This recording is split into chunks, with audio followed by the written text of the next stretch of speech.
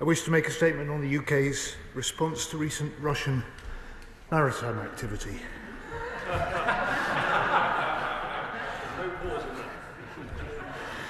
I'm glad the House has been waiting for this morning. Mr. Speaker, a foreign vessel, Yantar, is currently in the North Sea, having passed through British waters. Let me be clear.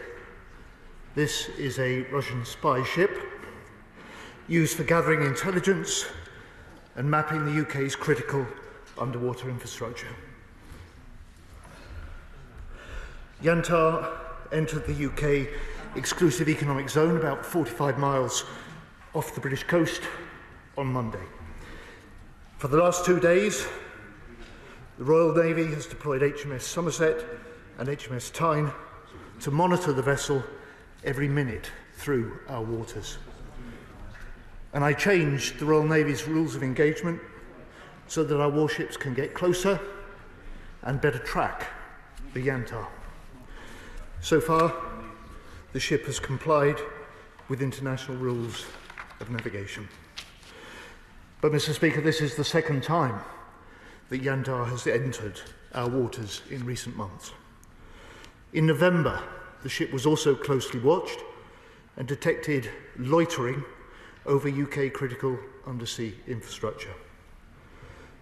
To deter any potential threat, I took measured steps then as part of a clear direct response to the Russian vessel.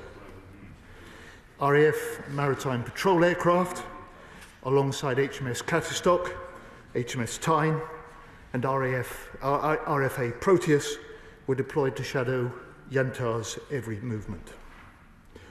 Today, I also wanted to confirm to the House that I authorised the Royal Navy submarine, strictly as a deterrent measure, to surface close to Yantar to make clear that we had been covertly monitoring its every move. The ship then left UK waters without further loitering and sailed down to the Mediterranean. As colleagues will understand, I won't comment further on reasons for operational security, but I want to thank all the personnel involved for their dedication and their professionalism. And I also want President Putin to hear this message.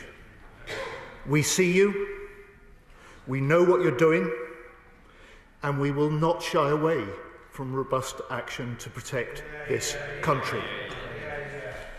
And with our NATO allies, we're strengthening our response to ensure that Russian ships and aircraft cannot operate in secrecy near the UK or near NATO territory.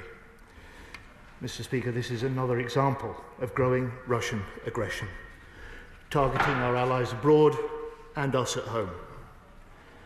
The heads of MI6 and the CIA recently stated together in a joint statement Russia is waging, they said, a reckless campaign of sabotage across Europe. We're seeing periodic incursions of Russian military aircraft into airspace for which we are responsible. And on Christmas Day, the S-Link 2 undersea cable between Finland and Estonia was damaged. Many analysts believe this was caused by a vessel in Russia's shadow fleet. Mr. Speaker, Russia is dangerous but fundamentally weak.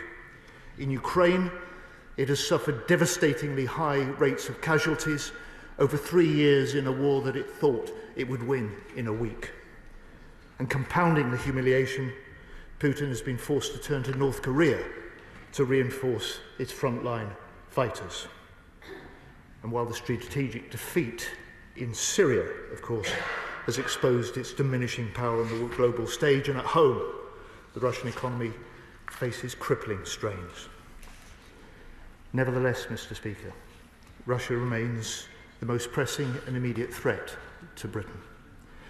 And I want to assure the House and the British people that any threat will be met with strength and resolve.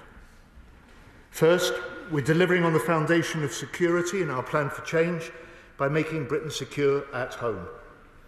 Yantar has now passed through the Dover Strait and is in Dutch waters. In September, RAF Typhoon scrambled to intercept 2 Russian Bear-F aircraft operating near the UK. And the Royal Fleet Auxiliary is also playing an indispensable role in safeguarding offshore infrastructure with its multi-role ocean surveillance ship, RFA Proteus. Second, we are making Britain strong abroad, working with NATO and Joint Expeditionary Force allies. The UK activated Nordic Warden with JEF partners after the S-Link 2 cable damage.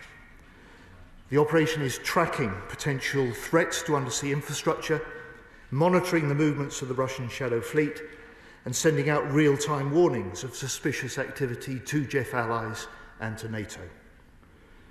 And today I can confirm that the RAF will provide P-8 Poseidon and Rivet Joint Surveillance aircraft to join the new Baltic Sentry NATO deployment to protect critical infrastructure in the Baltic Sea. And third, Mr. Speaker, with allies we're piling on pressure on Putin. This year the UK will provide more financial aid in military support to Ukraine than at any time since the full-scale invasion began.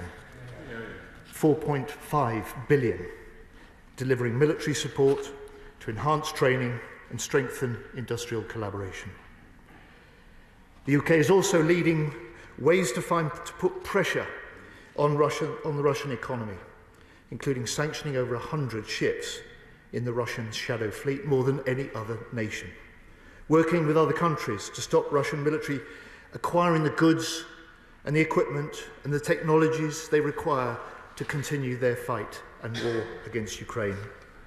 And with allies exposing the activities of the Russian intelligence services, expelling Russian intelligence officers, and sanctioning individuals responsible for hostile activity against the UK.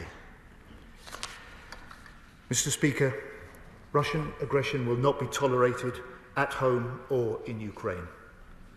It's why one of the first acts of this government was for the Prime Minister to launch the Strategic Defence Review.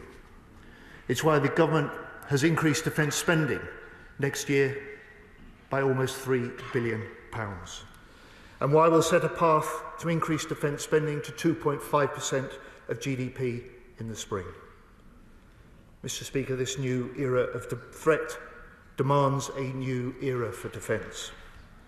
Change is essential, not optional, and the government is determined to meet the challenge, determined to deliver for defence. We will protect the homeland and our critical national infrastructure, and we will make Britain secure at home and strong abroad.